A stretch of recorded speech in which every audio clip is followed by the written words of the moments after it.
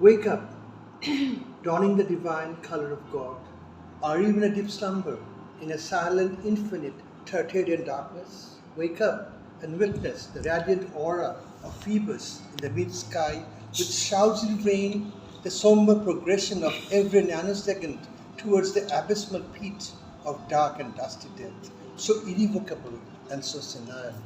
Your every mundane step is a mere progression towards Sand's frontier horizon of destruction, beyond the setting sun, towards the summation of disjointed zeros of Sand's hour, Sand's minute, Sand's nothing. Raise your head and with your divine insight witness the painful erosion of Phoebus's bow-like lifeline, fettered with neglect in the palm of the mortal hand, radiating the symphony of pain and agony, of insatiable desires and unfulfilled passion. Witness the gradual erosion of life and its resonance in loveless love's infinite procession of cadavers. Rise and embrace the universal passion of youth with a kiss, intimate, carnal, and immortal, and be one with the unknown God in a nocturnal tryst of lovers. Witness the golden dust of the sprinting courser enveloping the earth, the air, the sky. So rise up from a slumber, from the seven sleepers' den. Lovers' gaze, all our divine dictums, can create a radiant star in the cosmos. An abandoned warehouse, a poultry bedroom, can be a perpetual spring of lust and passion, an islet without death, decay, dissolution. Are you in a deep slumber? Discover the light in the muted yet grandiose darkness. Hidden yet omnipresent Kohinoor's halo pirouettes beyond the horizon on the sea waves that swirl with the rays of the golden sun in terrace, fathomless pit of the marketer terrace. Get up, embellish yourself with the divine spark of the immortals in the skeletal frame of God's human form.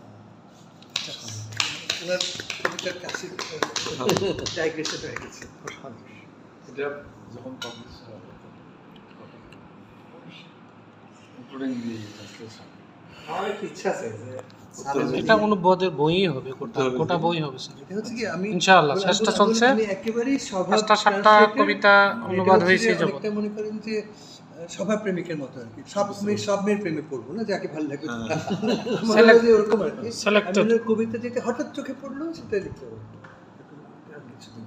ওনার কবিতা খুব এই কবিতার চমৎকার কবিতা, আমি ধারে কাছে যেতে পারি। আমার কথা আচ্ছা, এক লাইনে সর্বশেষ আজকের সাহিত্য আড্ডার সার সংক্ষেপ। ও আচ্ছা, এটা অসাধারণ অনুপম একটি সন্ধ্যা পার করলাম আপনার আমন্ত্রণে, আপনার ইনিশিয়েটিভে। আমি জানি যে এই আয়োজন, আপনাকে অভিনন্দন। অবশ্যই সার্থক হয়েছে, সুন্দর হয়েছে। যারা পার্টিসিপেট করেছেন আমার সাথে এখানে সবাইকে আমি আন্তরিক শ্রদ্ধা জানাই, বিনম্র শ্রদ্ধা জানাই এবং আন্তরিক ধন্যবাদ জানাই। আর শ্রোতৃবৃন্দ যারা আমাদের কথা শুনেছেন, আমাদের কবিতা শুনেছেন, তাদের প্রতি আমার অকৃত প্রেম, ভালোবাসা এবং শ্রদ্ধা। সবাইকে আপনারা জানেন এই স্যারের ডক্টর মোহাম্মদ মোস্তাফিজুর রহমান স্যারের লিখিত বই বিভিন্ন বিশ্ববিদ্যালয়ে পঠিত। তো উনি কত বড় মাপের লেখক হয়তো উনি পরিচয় দেন না, উনি যে লেখক অনেকে হয়তো জানেন না।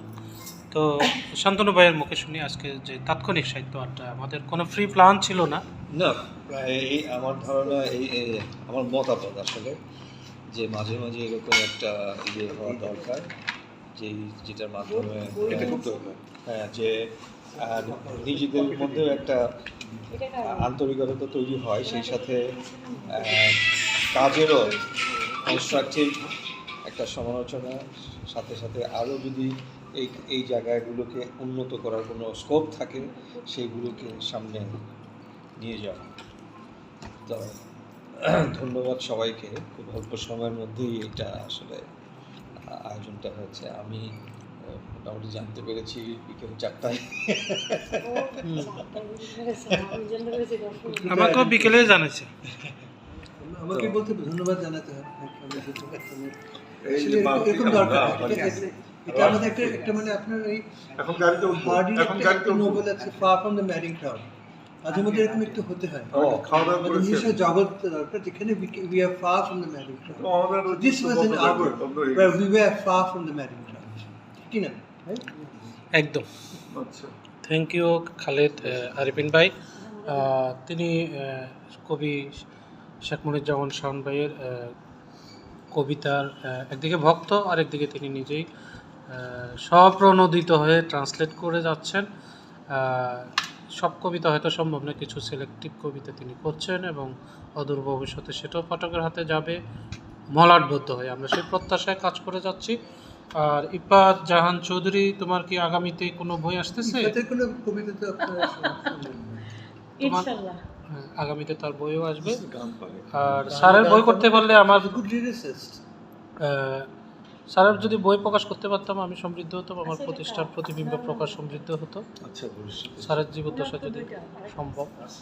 আর ইফাতের এই যাবৎ একক 2টা কবিতা বইয়ে বের হয়েছে এবং তার যত কিছু কাব্যগ্রন্থেও তার লেখা প্রকাশিত হয়েছে বিভিন্ন পত্রিকা ম্যাগাজিনে। তো সে মাঝখানে একটু বিরতি দিয়েছে, আবারও সে হয়তো লেখায় হাত মনোযোগ দিবে এবং বিভিন্ন পত্রপত্রিকায় তার লেখা আসবে। শান্তনু ভাইয়েরও আমরা চাই আগামীতে লেখা আসবে। তিনি অনেক সময় দিয়েছেন আমি আমাদের। কিন্তু লেখক নই, কিন্তু জীবনে বেশ কিছু গানের মানে গীতিকার হিসেবে আমি কিছু গান লিখেছিলাম, বাংলা প্রত্যেকটা গানে কবিতা, ইংরেজি মিলিয়ে। প্রত্যেকটা গানে কবিতা, যদিও প্রত্যেকটা কবিতা গান নয়। সুতরাং তিনি গীতি কবি, তিনি গীতি কবিতা লেখেন, আর তিনি সুর করেন নিজে এবং তিনি ভালো ড্রামার বাজান। আজকে যদিও সম্ভব হয়নি, আপনারা দেখছেন এই যে ড্রামারের পুরো সেট এখানে সুন্দর করে সাজানো আছে। সময় আমরা বাবা সময় পেলে আপনার স্টুডিওতে আছে। তো আমরা ওই স্যারের সাথে একটু দেখাও করে যাই। স্যারের সাথে নিচতলা গ্রাউন্ড ফ্লোর, ওনার যে বিরাট সাম্রাজ্য, স্টুডিও পুরা ওই ওনার ইয়েটা ওখানে, কাজগুলো ওখানেই হয়। তো আজ এই পর্যন্তই। তুমি কিছু বলবা? কি বলবো, আজকে এসে আমার শত্রুর সাথে দেখা হয়ে গেল, প্রকাশক আবুল খায়ের শত্রু। Thank you. শত্রুকে অনেক সময় বন্ধু বানাতে হয়, পরিস্থিতি দুর্দিনের বন্ধু, দুর্দিনের যাত্রী। আর আজকের এই সব কিছুর পরিকল্পনা যিনি ছিলেন শেখ মুজিবুর শাওন, তার সৌজন্যে আজকে আমরা সবাই একত্রিত হয়েছি। আগামীতে আবারও একসাথ হব। সেই নাগাদ সবাই ভালো থাকুন, সুস্থ থাকুন। আল্লাহ হাফেজ।